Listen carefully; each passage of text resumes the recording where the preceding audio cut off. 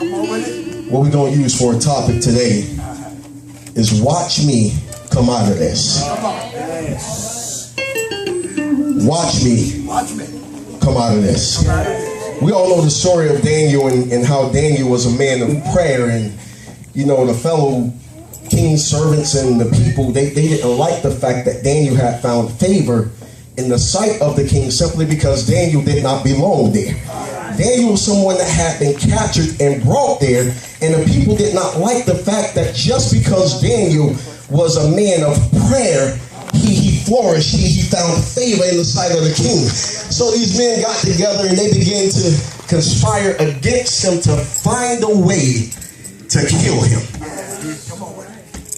So they get the king to sign a law saying that if you pray to anybody but me, you're going to be cast into the den of lions.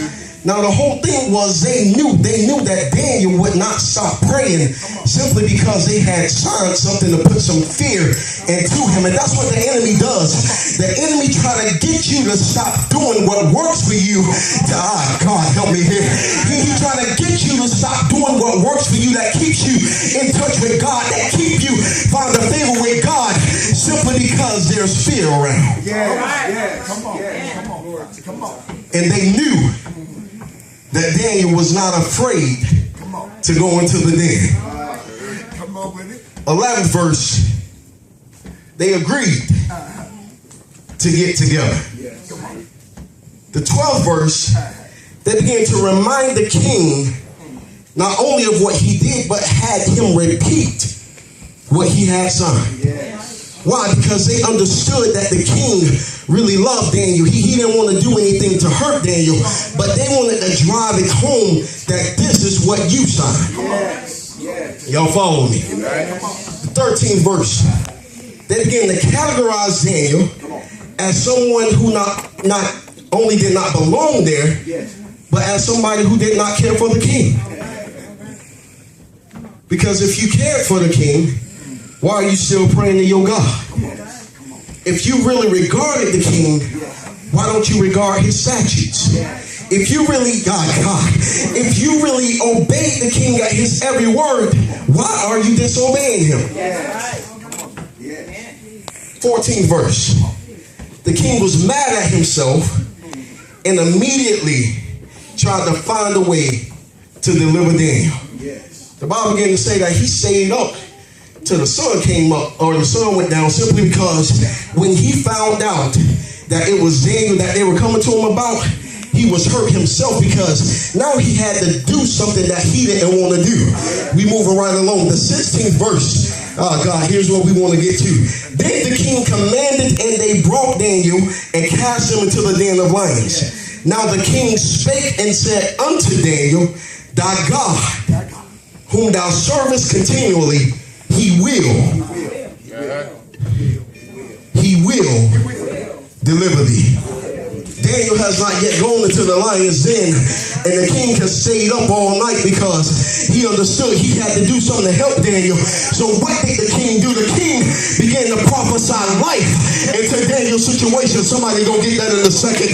Daniel had not yet made it to the lion's den, but the king came to Daniel before he even got there and said, thy God whom thou servest continually, he will deliver thee. Too many times we got people that speaking negativity over our lives. They speaking death into our situation, but we have got to get with folk that will speak life into us. Look at your neighbor and say, neighbor, I speak life.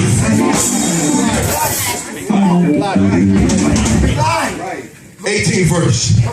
Then the king went to his palace and passed the night fasting. Neither were there instruments of music brought before him, and his sleep went from him. We begin to say neither were instruments of music brought before him. That meant he didn't have any entertainment for the night. Somebody gonna catch on to that. He didn't want any company. He didn't want anybody there. He wanted to be by himself. Why? Because I've got to stay in a place where the prophecy that I prophesied will happen. 19th verse. Then the king arose very early in the morning and went in haste unto the den of lions. And when he came to the den, he cried with a lamentable voice unto Daniel, O Daniel, servant of the living God, is thy God, whom thou servest continually, able to deliver thee from the lions? Somebody missed that. O Daniel, servant of the living God, is thy God, whom thou servest continually, able to deliver thee from the lions. The king began to do something that may seem strange to us. He didn't go to the lion's den and say, Daniel, was thy God able to deliver thee? No. Because if he said, was that our God, that shows doubt there. But he began to go to the lion's den and he began to say, oh, Daniel, is thy God who thou servest continually able to deliver thee? And I begin to wonder, why did he speak in the present tense? Because the king wanted to be a witness for when Daniel began to come out. I need you to look at your neighbor and say, neighbor, watch me come out of this. He ain't gonna do it before you get to see it. Why? Because you're the reason why I'm in this mess. But the king understood. Now I've got to get there to see this thing happen.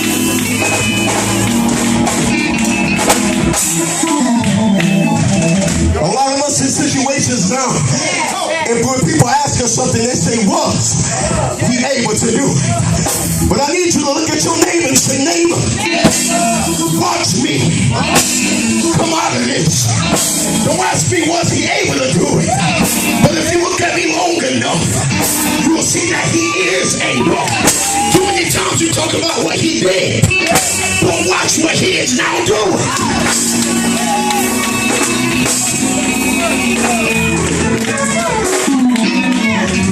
Is thy God? Is thy God? Is thy God able? Is thy God? Is thy God able? Whom thou servest? Is thy God whom thou servest continually? Let's say that again. Is thy God whom thou servest continually? There's a reason why it says it that way. Because he understood that even though Daniel was in the lion's den, he never stopped serving God. Too many times when we get into a situation and we get into a predicament, we stop serving him. That's why people can't ask if he is able to deliver us. Why? Because we give up on God before he's able to do it. But I need you to look at your neighbor and say, neighbor, if you stay there long enough, he'll deliver you out of it.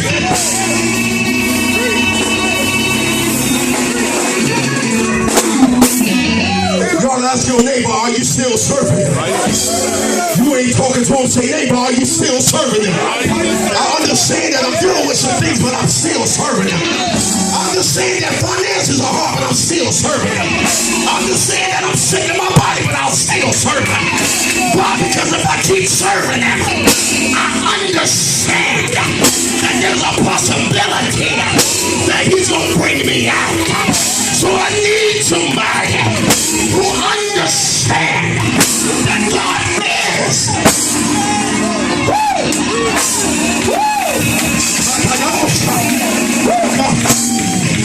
He is able. But not he was able, but he is able.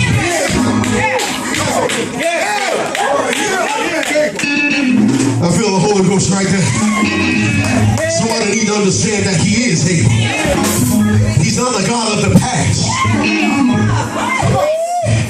You don't serve a God of the past. We understand he's the same yesterday, today, and forevermore. But he don't deal in the past. He deals with the past, but he don't deal in the past. Let me say that again.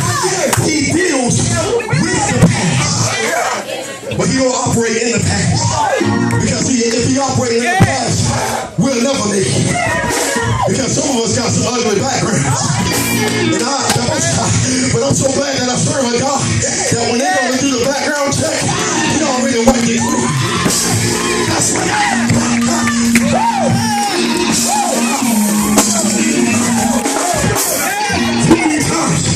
Too many times we allow people to bring our past up, and it stops us from believing.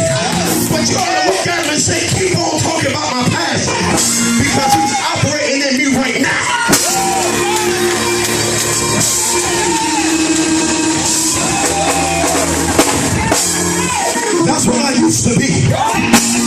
That's what I used to do. I used to drink all night long. I used to run the streets all night long. But that was my past. But my God, who I'm serving, He wiped away my past.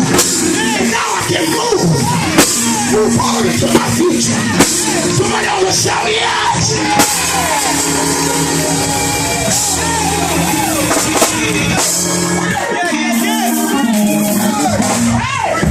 Somebody, God, I feel the Holy Ghost. Somebody need to just let their past go. I feel the Holy Ghost right there. Somebody is allowing their past to keep them from serving God. You know the hardest person to forgive you is yourself. Because you're so self-conscious of what people gonna say about you and the way they look at you that you don't even come into the house of God. But you ought to look at your neighbor and say, neighbor, this is a no judgment zone. Why is it a no judgment? Because if I judge you, I'm gonna be judged for that same thing. So I can't look down on you because you're not where I am. But we just happen to see you come into the house because we understand that you're making progress.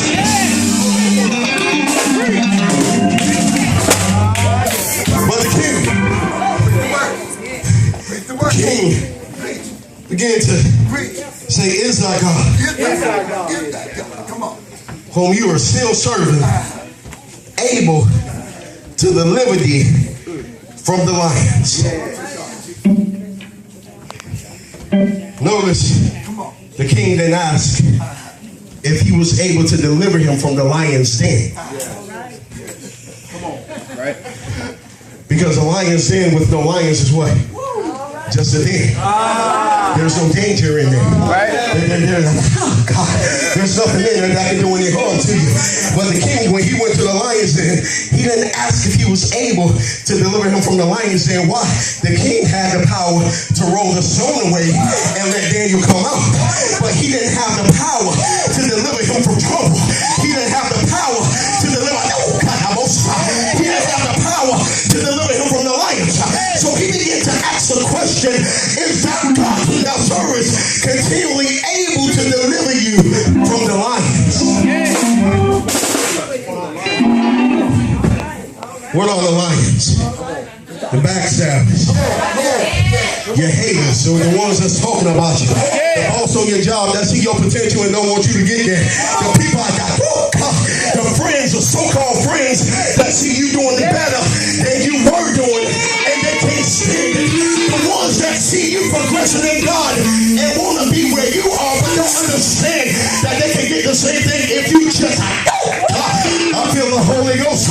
But those are your lions. The pastor cannot deliver you from the lions. Come on.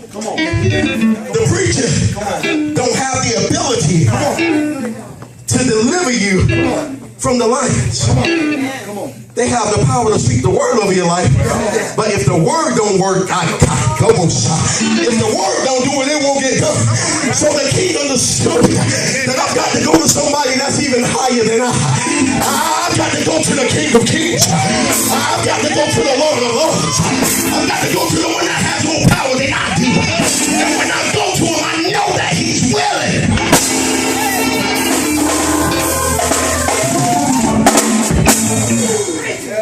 But Daniel, 21st verse. Then said Daniel unto the king, O king, live forever. O king, live forever. Daniel didn't give a long drawn out testimony. But then he began to say something that some of us may not understand. He said, O king, live forever. What was he talking about? Live forever. I know he wasn't telling the king, live forever. No, God, no. What he was telling him is that my God lives forever.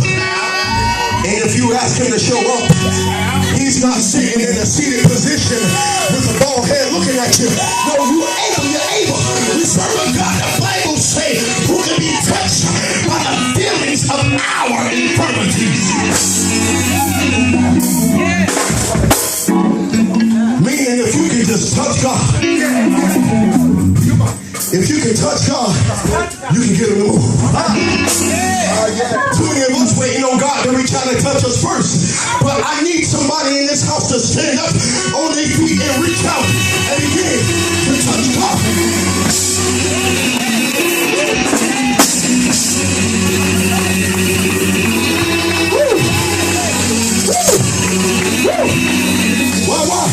Why is it so important for us to touch God? I'm reminded of the woman with the issue of blood. Everybody was around him and they was rubbing up against him, bro. They were throwing him. He was crying. But it took one person that touched him. It's not enough to be around church. It's not enough to just come to church and be around saints. But you yourself need to become a saint and be able to touch God. Because when this woman with the issue of blood, when she had to crawl to get to Jesus, she touched the hem of his garment. Now, if you know anything about the Old Testament and the robes and the garments that they wore, when the priest began to go into the holies of holies, they began to anoint themselves. And what began to happen is the oil would drip from the head all the way down, and it would just collect right there in the hem. That's why the anointing was on. It was in the hem. We go to Jesus talking to him like this. But somebody needs to get some theology going in their life. And that's when you can get to Jesus. Because that's what happens. It's important to touch the hem because that means you submitted yourself to God. You're on the level where God can deal with you. And that's why we in some of the stuff that we in right now. So that God can deal with us. It's not to take you out, it's not to kill you, but it's for the glory of God to show up in your life. So I need you to look at your neighbor and say, neighbor, watch me come out of this.